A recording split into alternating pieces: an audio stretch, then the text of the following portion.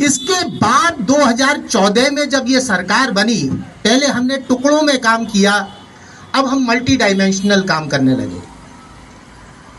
सबसे पहले हमने अपना इंफ्रास्ट्रक्चर को बनाना चालू किया। इंफ्रास्ट्रक्चर में रोड इंफ्रास्ट्रक्चर, आज से 15 साल पहले फ्रेट बहुत कॉस्टली होता था। एक जगह से माल दूसरी जगह पहुंचाना बहुत कॉस्टली अफेयर था। उस इंफ्रास्ट्रक्चर को तैयार करा और आज वर्ल्ड के लोएस्ट फ्रेट रिजीम में हम लोग रहते हैं। दूसरा काम अफोर्डेबल हाउसिंग। ठीक है, इतने सारे लोगों को एकदम आप नहीं दे सकते हाउस, लेकिन बहुत बड़ा काम किया गया अफोर्डेबल हाउसिंग के ऊपर। तीसरा काम किया इलेक्ट्रिसिटी। इलेक्ट्रिसिटी हमारे फैक्टर ऑफ प्रोडक्शन थे, डिसेंट्रलाइज थे। लैंड स्टेट गवर्नमेंट के पास थी, लेबर स्टेट गवर्नमेंट के पास थी, इलेक्ट्रिसिटी स्टेट गवर्नमेंट के पास थी, टैक्स सेंट्रल गवर्नमेंट के पास था। कोल को एक जगह से स्टेट में पहुंचाना बहुत मुश्किल काम होता था, बहुत कॉस्ट आती थी। आज डिस्कॉम के थ्रू आज तीनों चीजों को अलग अलग कर दिया गया है। प्रोडक्शन अलग कर दिया गया है, डिस्ट्रीब्यूशन अलग कर दिया गया है, कलेक्शन अलग कर दिया गया है। ये हमारा इंफ्रास्ट्रक्चर तैयार हुआ। दूसरा काम हुआ डिजिटल इंफ्रास्ट्रक्चर, आधार के थ्रू। बहुत बड़ी, कहना बहुत आसान है, हम अमेरिका नहीं है। अमेरिका को भी 250 साल हो गए आजाद हुए। 100 साल बाद उन्होंने अपने यहाँ के अशोधियों को वोटिंग के राइट दिए। हमारे यहाँ की जो SC, ST, OBC जो पिछड़ा वर्ग था, उन्हें डे 1 से पॉलिटिकल राइट मिला। महिलाओं की भागीदारी डे 1 से मिली। हमारे जो विकास है वो यूरोप और अमेरिका से हम तुलना नहीं कर सकते। उनका 250 साल का, किसी का 500 साल का इतिहास है, हमारा सिर्फ 80 साल का इतिहास है। तीसरा काम हुआ जो उन्होंने बड़ा काम किया, उन्होंने फाइनेंशियल इंक्लूजन किया। Jan Dhan accounts, direct benefit transfer. ये देखने में हम लोगों को नहीं पता है, हम लोग नहीं लेते हैं बेनिफिट। 80 करोड़ जनता इसका बेनिफिट लेती है, उनके घर घर ये चीज पहुंची। तीसरा बड़ा काम हुआ टैक्स रिफॉर्म्स।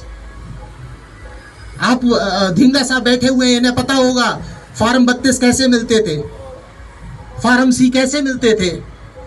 आज आप कहीं से माल मंगा लीजिए, घर पे बैठ के ई-वे बिल काट लीजिए, ट्रांसपोर्टेशन का पर्चा होता है आपका। पहले आपको लाइन लगानी पड़ती थी, अपना हिसाब देना पड़ता था एक एक फॉर्म लेने के लिए। इसके बाद इनकम टैक्स जो अभी नया लागू हुआ है, जिसके इम्प्लीकेशन आपको नेक्स्ट ईयर से देखने को मिलेंगे।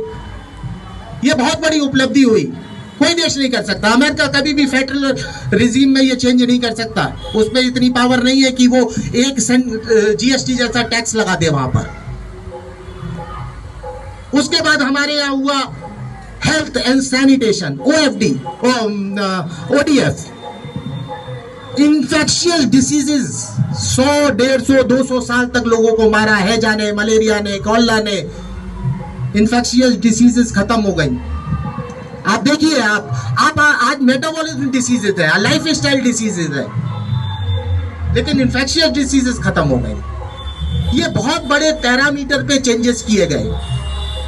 देखने में लगता है जिस गति से हम बढ़ रहे हैं, प्रति व्यक्ति आय आज $2700 है। ठीक है, हम अमेरिका से बहुत पीछे हैं, चाइना से बहुत पीछे हैं, लेकिन हम 3000 रुपए में जो मजा ले रहे हैं, अगर हमारी कैपिटल बढ़ के 20,000 हो गई तो हम कहाँ होंगे। 4 काम करने अभी बकाया रह गए हैं। पहला काम एजुकेशन सेक्टर का रिफॉर्म, दूसरा मैन्युफैक्चरिंग को बढ़ावा, तीसरा पॉल्यूशन कंट्रोल, और चौथा हमारे यहाँ की जुडिशरी का रिफॉर्म। जुडिशरी ओवरबर्डन है। ओवरबर्डन क्यों है? क्योंकि यहां पर वकालत बहुत सस्ती है। अमेरिका में आपका घर बिक जाएगा वकील को हायर करने में, लंदन में आपका घर बिक जाएगा वकील को हायर करने में। एक डाइवोर्स केस होता है, आदमी की जिंदगी खत्म हो जाती है। यहाँ पे पड़ोसी से नाराजगी हो गई या आप जलने लगे तो केस फाइल कर देते हो। लैंड रिफॉर्म्स आता तो बहुत सारी चीजें खत्म हो जाती हैं। लैंड रिफॉर्म्स आएगा, आज नहीं आएगा, कल आएगा, 10 साल में आएगा, 5 साल में आएगा, आएगा जरूर। ये 4 चीजें जिस दिन सही हो जाएंगी